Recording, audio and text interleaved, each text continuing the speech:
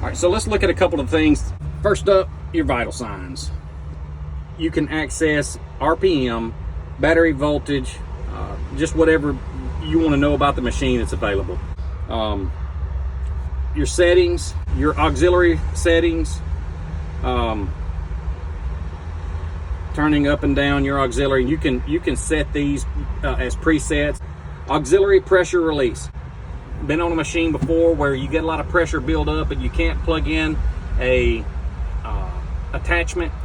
Auxiliary pressure will tell you when you press it to go ahead and press this button, and when you do so, it'll release the pressure. Auto idle, if you run an excavator, you know what auto idle is. Right here you see auto idle is set for 5 seconds. We can change that in this machine to whatever you want to do, but once you've waited the time that's set, the engine will idle down until you touch the controls and it'll automatically idle back up.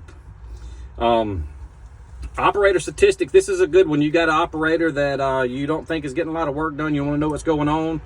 You can see how many gallons an hour he's burning. You can see how long he's idled the machine. So you see here, you start to accumulate a lot of idle hours, and you've got a closed cab machine. You may be an operator soaking up some air conditioner. Your security settings, you'll be able to go in, and I think this is a really nice one. We talked about needing a code to start this machine because it doesn't have that standard key that cranks every machine, but you set your own code. When you do so, your name will be in the top corner. A different code for every operator. You can set everybody up. But when you turn the machine off and you go to turn it back on, it's going to get irritating to put this code in every single time. So what we can do is go back to our security settings, and we can go and we can adjust the amount of time it takes when you turn the key off.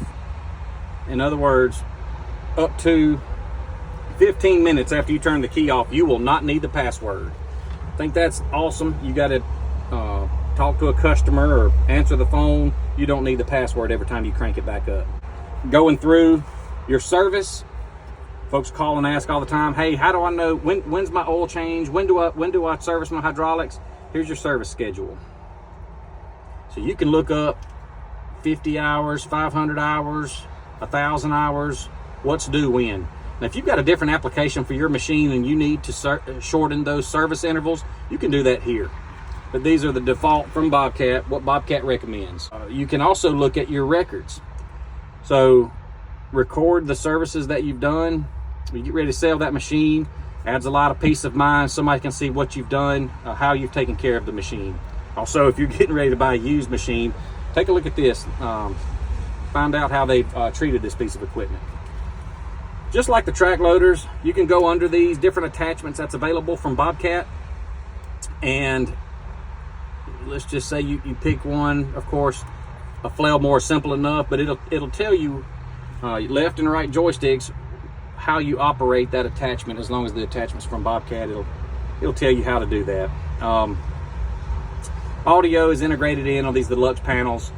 Of course, Bluetooth as well. Everything's there. Set your presets. There's your sources. Bluetooth. You got a weather band, auxiliary. It's all there.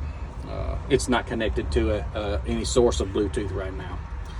Another thing I think that's awesome, not all of the excavators out there, but all of the Bobcat excavators, that's the blade float mode. Nice if you're dressing up that you can use the blade float. Also, let's say you've got a brush cutter. You've got something that requires continuous flow. I just held down the auxiliary button, and you'll see the little circle here indicating now when you power your hydraulics, there's a button on the back side of the joystick that will allow you to continuously flow for a brush cutter. So you'll just pull the trigger once, the brush cutter will come on, and as long as you leave it on, it's going to continue to spin.